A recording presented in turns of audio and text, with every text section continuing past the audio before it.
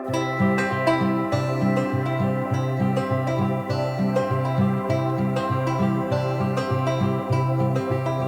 guys, welcome back to the channel. I'm Nico Murillo, 29-year-old, living full-time in a Tesla. Living in a car does suck, but here are a few reasons why.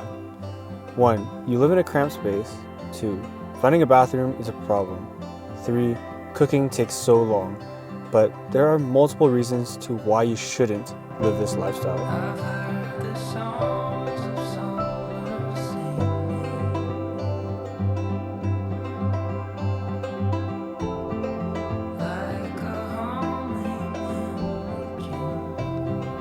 Living in a car is not normal, and all the hate comments that I do get, pretty depressing.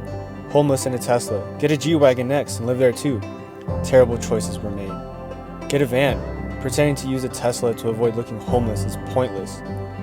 But what I do know is that I get to travel anywhere, anytime, and how I want. And that to me is one of the best feelings of my entire 29-year adulthood life. Living in a car full-time for 4 months has taught me so many different things, that you can actually live with less, and you don't really need much. American consumerism is a real thing.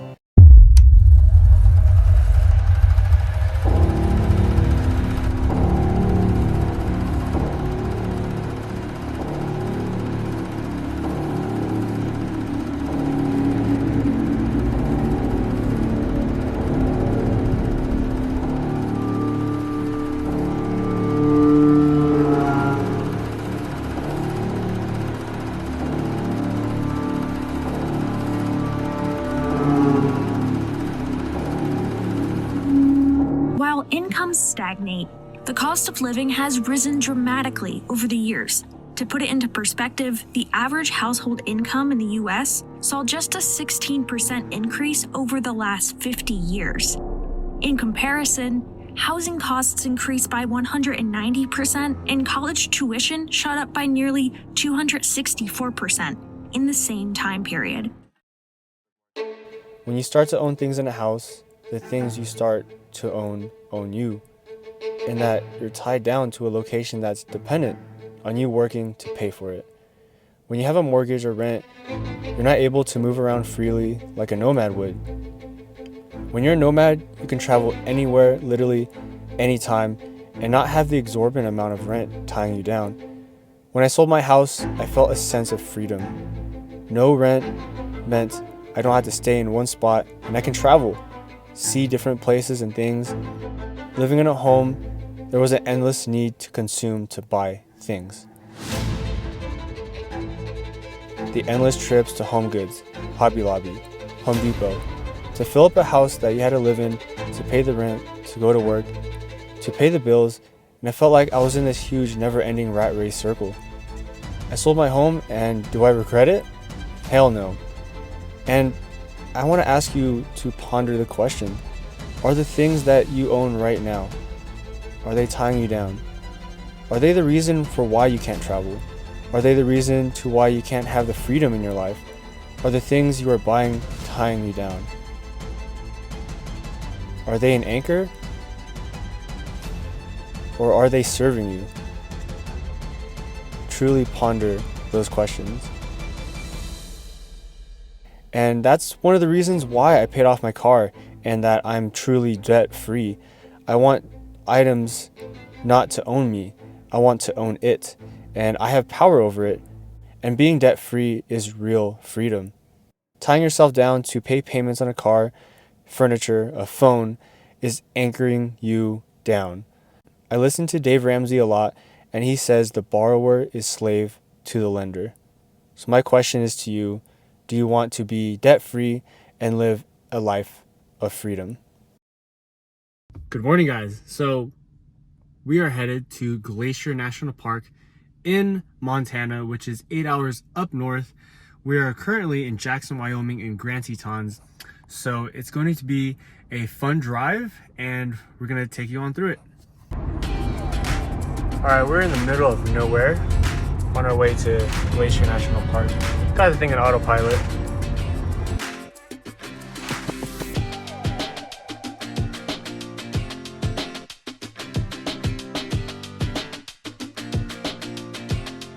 car, getting ready to go to Glacier, charging up for a little bit.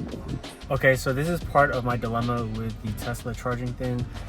I don't know if I'm gonna make it right here because there's no chargers at all on this route. And if I take this route, it's gonna take longer. See how it's like 3 hours more.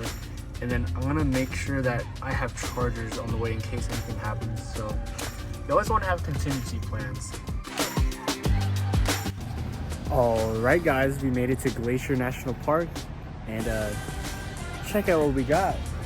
We found a free charger at a hotel. We got the green light, and you know what that means. It's charging up, baby.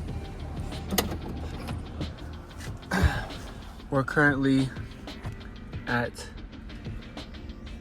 31%, and that thing's charging for free in 5.5 hours.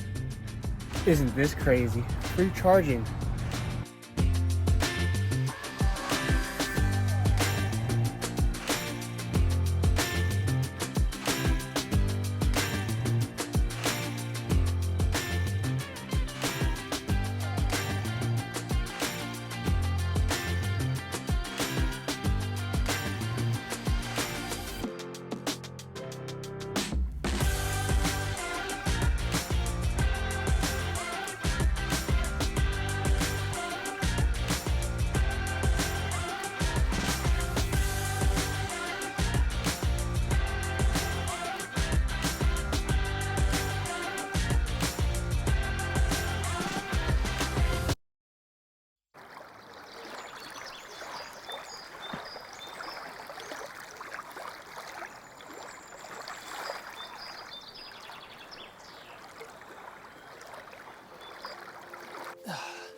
Hey guys, I'm currently in Glacier National Park over here in Montana, and I just wanted to talk to you guys about like car living and how I feel about it, and I don't know how uncertain everything is. Like, I've been living in the car for about 4 months now in the Tesla, but I've been traveling nomadically for about a month, and I've been to like multiple different national parks already, and I started from California and then went all the way to Nevada, Utah, Wyoming, and now Montana. But I don't know, this whole car living thing is uncertain. Like, every single time you go take a shower, you don't know where you're gonna go to the bathroom, or you don't know where your next meal is gonna be at, but you kind of figure stuff out as you go along. And I'm 29 years old, and when you're doing this thing when you're young, it's kind of like you have enough time to kind of like do things like this, kind of like explore. And I don't know, car living has allowed me to see things that I've never seen before.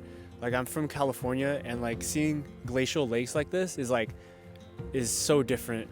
And I don't know, maybe once in your lifetime you should try car living or nomadic living or just living off the land, because I feel like it opens up a whole another door of like possibilities that are endless. Like, so much potential can happen from just car living and just living nomadically off the land. So I don't know, it's a very like freeing feeling to just travel, and then like home is literally where you park it. So like wherever you go, you have everything you ever need. You got water, food, you got your clothes. All these little surface level tasks of like cooking or washing your dishes or laundry, they end up being like a nuisance and annoying because it takes about 3 hours for laundry. All these different types of things take dramatically longer. But in the end, it's like you get to see views like this and travel nomadically and do what you want with your life. And it's a very freeing feeling. Oh my God, it's so windy right now. Like, all the water is like waving right now. I'm gonna go ahead and maybe stop right now. I think I could do this. Should be fine. So like, yeah, if you had one life to live, which you actually do, right? And you know, you were looking back on your life and you were thinking like, oh, should I have done more things? I should have done like a whole gap year, or I should have explored when I was young to kind of like to hike to different places like this. Like, this was a 6-mile hike. And like, I don't know, if you were to look back on your life and like say, oh man, I really did that, instead of, oh man, I should have done that. I think that's the whole thing with like car living, is like this experience, this rich experience of living nomadically and travel and seeing new things, right? And guys, don't get me wrong, I've been in the corporate world. I've done the corporate life. Like, I worked at Tesla for 5 years, and you know, I worked as a supervisor, as a production supervisor, and you know, it was kind of like everything was certain, right? But it was because you had the mortgage to pay and the bills to pay and the utilities to pay. But everything was kind of almost like the same thing every single day. You clock into work or whatever, and then you see the same people, you do the same process, and then you go home. And then you go to the gym, and then you do it again 3 to 4 days a week, right? My shift was like 12 hours shifts. And now like everything's like uncertain. I don't know where I'm going. Sometimes I'm just trying to figure this thing out. I don't even know what I'm gonna be filming half the time. And like, this is now my job, my full-time thing. And I really hope my camera doesn't fall. It's on a tripod. Very windy right now. But I don't know what's gonna happen. And that's what the exciting thing about travel, living nomadically, living in a car, is like the uncertainty. And I'm really enjoying it, even though it is a struggle. Like, you have to choose your hard, choose your difficulty. Like I said in previous videos, right? Like, working a 9-to-5 job is hard, and paying the bills and paying a mortgage and rent, that stuff is hard, right? But so is car living. So it's like, which level of hard are you trying to go towards, right? And I chose, like, you know, being a digital nomad, doing YouTube full time. Do I have it all figured out? Do I have every card figured out? No. But you just figure stuff out as you go along. You don't have to have it perfect, right? Everything is like not perfect. You try your best, but sometimes it falls apart. But the great thing is, like, you get back up. Everybody falls, but not everybody gets back up. And also everybody dies, but not everybody lives. Woo! Yeah! This is so cool. Check this out. And like, someone asked Bob Marley, he was like, he said, "Are you rich?" And then he goes, "What do you mean rich?" And he's like, "Oh, do you have a lot of material possessions? You got a lot of money?" And then Bob Marley's like, "Material possession make you rich?" And the guy's like, "Yeah." And he's like, "Possessions don't make you rich." Yeah, guys, in the 1 month of traveling, I felt like I've lived like 1,000 lives already, and like seen so many different landscapes, from desert to water to different types of things, and I felt a lot of different things. But this is the car life. This is what it can do, what it can provide. Okay guys, we're at this place called the Highline Trail in Glacier National Park, and you see these cables? I gotta hang on to these, so let's pray we don't die.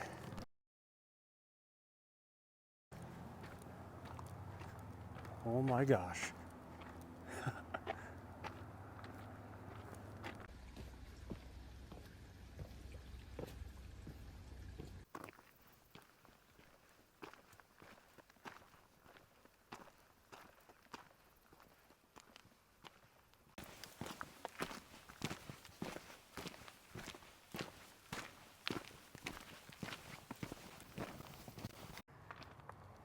All right, hanging on the edge for dear life.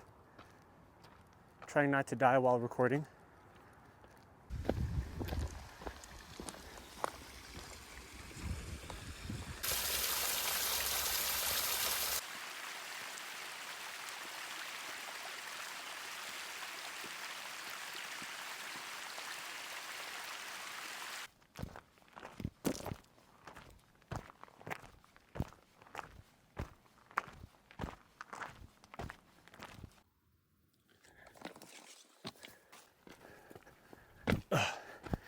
So, I am in the middle of freaking nowhere in Glacier National Park, Montana, and I wanted to record over here to give you guys some little motivational talks.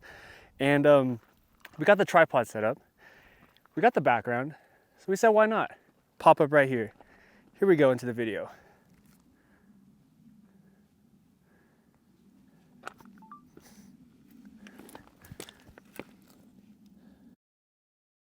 I wanted to talk to you guys about the story.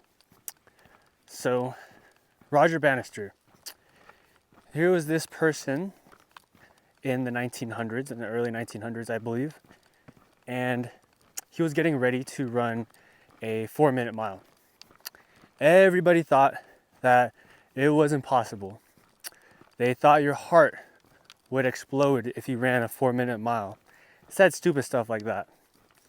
And if he ran a 4-minute mile, even doctors were like, no, it's impossible, you can't do that. And people were telling him, no, you're crazy.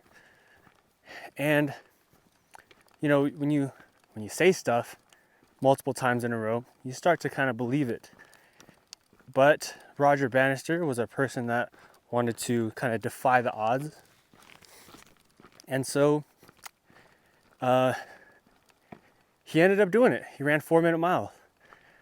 And the people before it, though, because everyone was saying it can't be done, no one ever even attempted it. And there's something powerful in that story, because when you start being told a lie multiple times, yeah, it starts to become believable. And when no one's doing it, oh, it's impossible, it can't be done. But once someone does it, it gives you the ticket and the chance and the inspiration and the motivation to be like, hey, if that person can do it, dude, so can I. And why not me? Right? And so that's what it did. After he ran the 4-minute mile, people started to run the 4-minute mile and started to break the record even more. But if it wasn't for Roger Bannister running that 4-minute mile and making people believe that they can do it, then people would probably still be stuck not trying to do the 4-minute mile. And, you know, it just gives you and shows you that if you're resilient and if you're strong enough to believe that you can do it, anything is freaking possible. As long as you put your head down and work and like try to figure out whatever the hell you're trying to figure out. It's going to be hard in the beginning. There was this quote by Miyamoto Musashi, it's a samurai. He says, it's always hard in the beginning. It's always difficult at first. But everything is difficult at first. So you're going to find a way to get over whatever you're trying to do. But it just takes a couple tries, a couple at-bats, right? You got to keep on trying either a new method, because the definition of insanity is doing the same thing over and over again, expecting a different result. And so if you're trying something and it's not working, try something new. Maybe it's your strategy. Maybe it's the people you're talking to. Maybe it's the people you're surrounding yourself with. Maybe it's just a simple YouTube video of a random guy walking in a national park talking about motivation. Anyways, we're gonna continue hiking. Yeah. Alright guys, so I got the knock and we got kicked out of the parking spot. I could probably no longer charge here anymore. So sucks, because it's a free charger and stuff, and kind of bummed out. Yeah, he knocked on the window. It's currently 5 a.m. I like opened my trunk to go use the bathroom, and then just the workers just happened to be right there at that time, and literally nobody's out here. And yeah, he just knocked on the window and said, hey, you got to get out of here. You could park in a different spot, but not here. Damn, had free charging and stuff too. So yeah, I'm gonna head out of here and go to a different spot.